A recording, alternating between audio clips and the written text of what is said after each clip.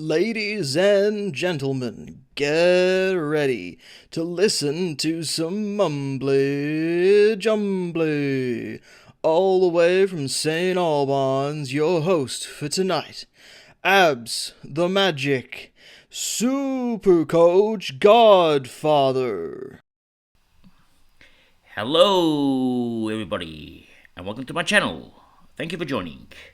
And today we're going to travel to Malta. So, to all our Maltese guests out there, merhaba, kafinti. Now, the topic today is going to be Marcus Bontempelli. Is he a keeper? Well, I think he is. I think so. I think he's a keeper. Just calm it down. I think he's the best. But we're going to find out, is he the best? Is he underpriced? Does he offer value? We're going to answer all these questions in today's episode. So let's continue.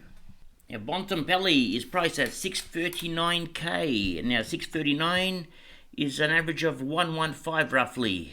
So that's top 4 material right now. So that if he can score 115 again, he's going to be a top 4. But can he go higher than 115? That's all we're going to find out today.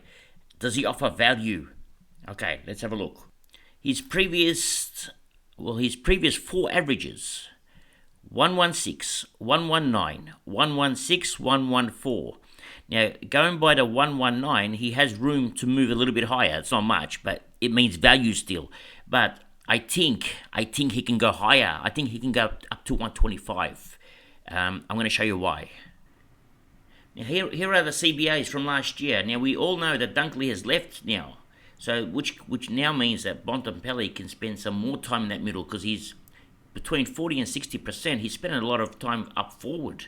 He even got forward eligibility last year, which I'm surprised that he didn't get to keep it. So maybe it's because towards the end of the year he spent more time in the midfields, and towards the end of the year is when his scores really started going bananas.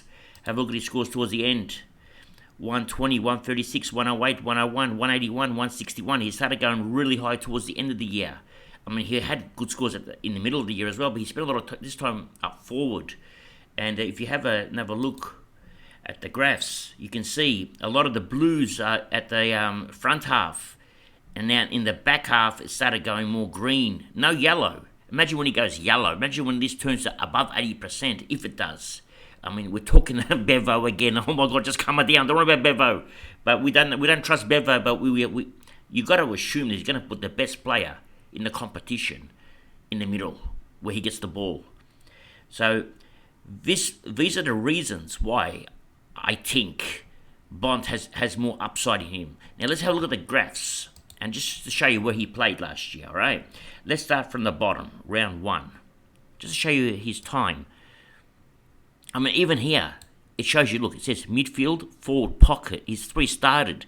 Centre half forward, forward pocket. He didn't start midfield as often. So his graphs, even though they show midfield, he didn't really spend a lot. He spent a lot of time up forward as well, as you can see here. Now, if he can spend less time up forward, because now they have Lob's gone into the team. They don't need him forward anymore. They need him in the middle because Dunkley's not there.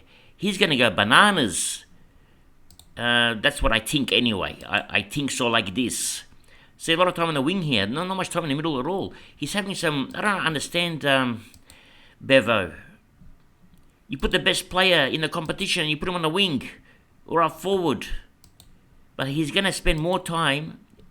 I can see it coming in that middle. Let's go towards the back end of the year now. We're nearly there. This is round 10. I mean, he's spending more time in the middle now. These are the games where he goes crazy.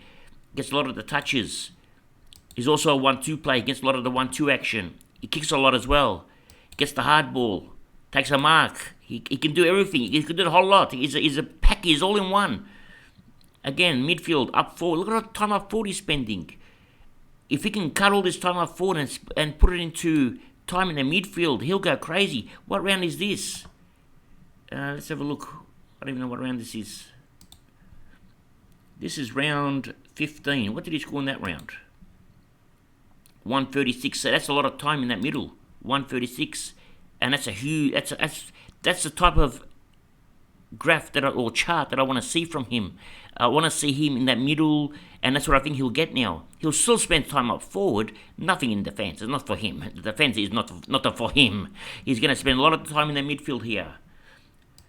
Okay, we're back to the final verdict because there's not much that I can tell you about Bont that you don't already know. You know he's good. I just wanted to show you where he played last year. That's all, and the reasons why I think he has more value. So the key here with Bont is value.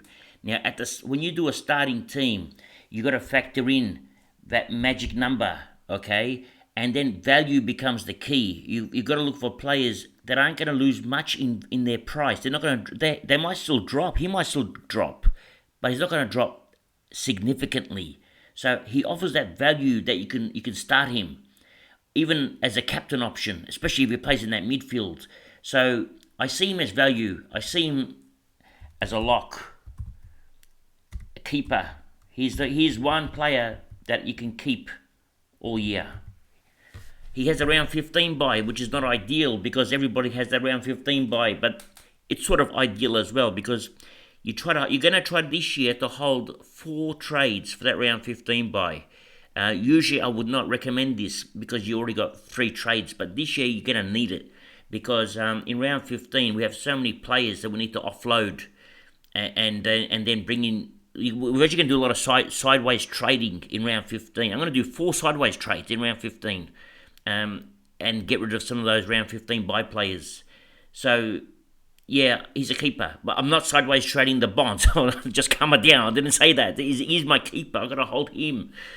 But, yeah, that's all for today. Now, remember one thing. It's nice to be important, but it's important to be nice. Ciao for now.